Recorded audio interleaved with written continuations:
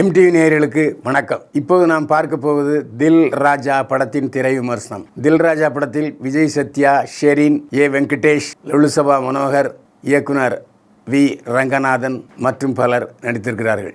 மனோ we Narayana ஒளிப்பதிவு செய்திருக்கிறார்.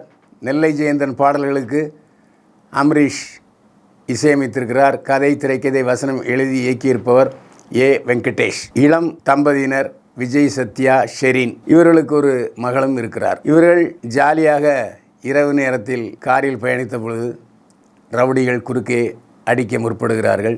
அவர்களை தாக்குகிறார் விஜய் சத்யா. தாக்கப்படும் பொழுதுதான், நான் யார் தெரியுமா, நான் மந்திரி மகன் என்று ஒருவர் சொல்கிறார். மந்திரி மகனாக இருந்தால் எவனாக இருந்தான்னு போட்டு டெடின்னு மிதிச்சிடுறாரு. அதுக்கப்புறம் ஒரு மரத்தில் போய் மோதுகிறார். அந்த மந்திரி மகன் அந்த இடத்திலே இறந்து விடுகிறார். இதனால் ஓடி ஒழிகிறார் விஜய் சத்யாவும் ஷெரீனும். இதுக்கிடையில் ஷெரீனுடைய துப்பட்டாவுடைய கிழிசல் பகுதி அங்கே இருக்குது. ஒரு பெண்ணும் இதில் இன்வால்வ் ஆகியிருக்கிறாரு அப்படிங்கிற தகவல் போலீஸுக்கு கிடைக்கிறது. சம்யுக்தா உதவி கமிஷனர் அந்த வழக்கை துப்பறிகிறாரு. எவ்வளவோ முயற்சி செய்தும் விஜய் சத்யாவை பிடிக்க முடியவில்லை. ஏன்னா அவர் அந்த காரை மறைத்து விடுவார். அமைச்சர் வெங்கடேஷ் சம்யுக்தாவை போட்டு காட்டுன்னு காட்டுவார். ஒரு ரவுடி பைய எல்லாத்தையும் அடித்து போட்டுட்டு 2 பேரை கொலை பண்ணிவிட்டு, அதில் ஒருத்தன் என் மகன், அவனை கண்டுபிடினா அவனால் கண்டுபிடிக்க முடியலன்னு சண்டை போடுவார். இதுக்கிடையில் ஒரு முறை வழியில் கார் பிரேக்கப் ஆயிடும். அப்போது பக்கத்தில் உள்ள வனிதா விஜயகுமார் ஓடி வருவார். ஏன்னா ஷெரீனுடைய அம்மா அவருக்கு பழக்கமானவர், சிறு வயது தோழிகள். உடனே இவர் தான் என்னுடைய கணவர் அமைச்சராக இருக்காருன்னு சொல்லுவார். உடனே காஃபி போய் வீட்டெல்லாம் போய் சாப்பிட்டுட்டு போவாங்க.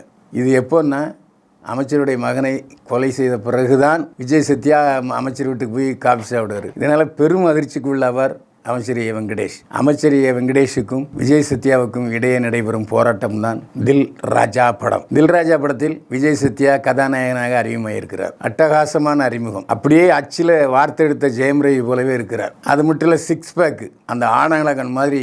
அந்த கடைசி காட்சியில் வெற்றுடம்போடு அவர் நடக்கிற காட்சி இருக்க அதிரிபுதிரியாக இருக்கிறது. கிளைமேக்ஸுக்கு முந்தைய சண்டை காட்சிகள் பிரமாதம். ஒரு கைதேர்ந்த நட்சத்திர ஆக்ஷன் நாயகன் போல பரிமளிக்கிறார் கதாநாயகன் விஜய் சத்யா. சண்டை காட்சிகள் சூப்பராயன். அந்த காலத்தில் ரஜினிக்கும் கமலுக்கும் சண்டை காட்சிகளை அமைத்த சூப்பராயன் விஜய் சத்யாவுக்கும் சண்டை காட்சிகளை அமைத்து அவரை ஒரு மிகப்பெரிய ஆக்ஷன் ஹீரோவாக மாற்றியிருக்கிறார் என்றால் அதுதான் 100க்கு 100 உண்மை. அதேபோல் காதல் காட்சிகளிலும் நன்றாக பரிமளிக்கிறார். தான் செய்யாத குற்றம் தன் மீது சுமத்தப்பட்டு விட்டதே என்று துயரப்படுகிற காட்சியில் நன்றாக பாவனைகளை வெளிப்படுத்தி இருக்கிறார் விஜய் சத்யா. அது மட்டும் இல்லை, முதல் காட்சியிலும் சரி, முடிந்த பிறகும் சரி, அதே நடன காட்சி வருகிறது. குத்தாட்டம் சும்மா போடு, அப்படியே ஜெயம் ரவி மாதிரியே இருக்கார். ஜெயம் ரவி போடுற படத்தில் இதே காஸ்டியூமில் வருவார். அதே காஸ்டியூமை போட்டு அசத்தி இருக்கிறார் வெங்கடேஷ். அசப்பில் பார்க்கும்போது எல்லா குணங்கள்லையும் ஜெயம் ரவி டான்ஸ் ஆடுற மாதிரியே டான்ஸ் ஆடுறாரு. அந்த குத்தாட்டம் சூப்பர் ஹிட்டு. மொத்தத்தில் படத்தில் 3 குத்தாட்டம் வருது. அருமையாகவே இருக்குது, நல்லாவே இருக்குது. சண்டை காட்சிகளிலும் சரி, நடன காட்சிகளிலும் சரி, நடிக்க வேண்டிய காட்சிகளிலும் சரி, ஒரு மேம்பட்ட அனுபவம் மிக்க ஆக்ஷன் நாயகனாக வலம் வருகிறார் விஜய் சத்யா. ஷெரீன் ஒப்புக்கு சப்பானி, அதாவது ஆலையில் அவருக்கு இழுப்பப்பு சக்கரை. வயசு 40 இருக்கும்.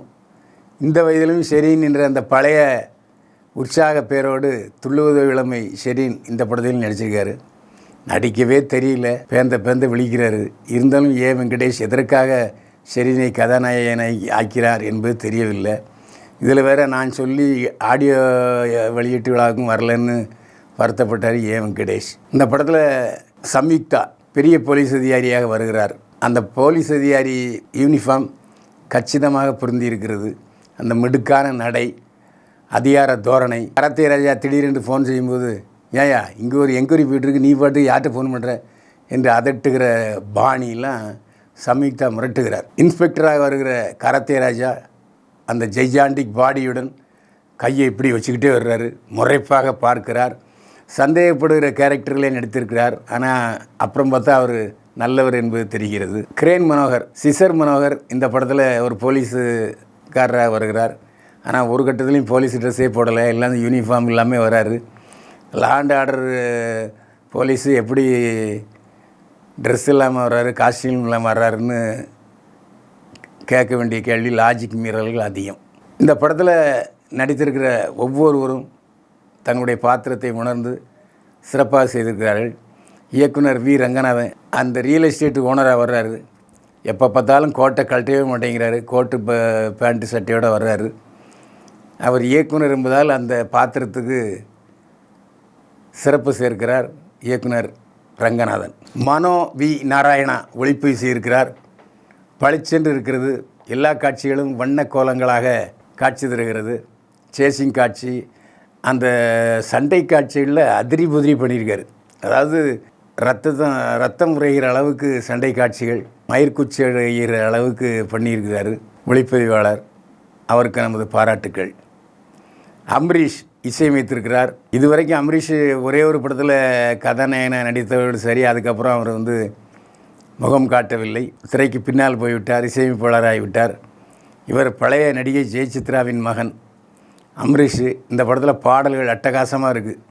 இதுக்கிடையில் குத்தாட்டம், விஜய் சத்யாவுடன் சேர்ந்து அம்பரீஷும் குத்தாட்டம் போட்டிருக்காரு. குத்தாட்டம் டம்க்கு டப்பான் டியான் டப்பான் டப்பான் டப்பான்னு டான்ஸ் ஆடிவிட்டு தொடையை அப்படி சொரியிறாரு. அந்த கட்டம் கொஞ்சம் விரசமாக இருந்தாலும் பெண்களுக்கு அந்த காட்சி ரொம்ப பிடிக்கும். அதை காமெடி நினச்சி செஞ்சுருக்காரு அம்பரீஷ். ஆனாலும் அதை நம்ம கவனிச்சிட்டோம்ல. பாடல்கள் மிகச்சிறப்பாக அமைந்திருக்கிறது. அம்பரீஷுக்கு இதுக்கப்புறம் நிறைய படங்கள் வாய்ப்பு வரும் என்பது உறுதியாகிவிட்டது. இந்த படத்தை ஏ வெங்கடேஷ் கதை திரைக்கதை வசனம் எழுதி இயக்கியிருக்கிறார். அவர் நடிகர் விஜய் வைத்து பகவதி படத்தை இயக்கியவர், வெற்றி படங்கள் பலவற்றை இயக்கியவர். அவரும் கிட்டத்தட்ட P Vasu, Hari, K S Ravikumar ஆகியோர் மாதிரி அவரும் ஒரு ஆக்ஷன் பட இயக்குனர் தான். ஜனங்களுடைய பல்ஸ் அவருக்கு தெரியும், எதை விரும்புவாங்க, எந்தெந்த நேரத்தில் பாடல்கள் பூத்த வேண்டுங்கிற அருமை பெருமை ஏ வெங்கடேஷ் நல்லா தெரியும். பரபரப்பாகவும் பொழுதுபோக்காகவும் விறுவிறுப்பாகவும் இயக்கியிருக்கிறார் ஏ வெங்கடேஷ். மொத்தத்தில் தில் ராஜா தில் ரசிகர்களுக்கு ரொம்ப பிடிக்கும். ஆக்ஷன் ஓரியன்ட் என்டர்டைன்மெண்ட் மூவி, பொழுதுபோக்கு சித்திரம். குடும்பத்தோடு போய் இந்த பொழுதுபோக்கு சித்திரத்தை பார்த்து சந்தோஷப்படுங்க. தில் ராஜாவுக்கு பைல்வான் பார்வையில் 100க்கு 51 மதிப்பெண்கள். மீண்டும் சந்திப்போம். வாழ்க வளமுடன்.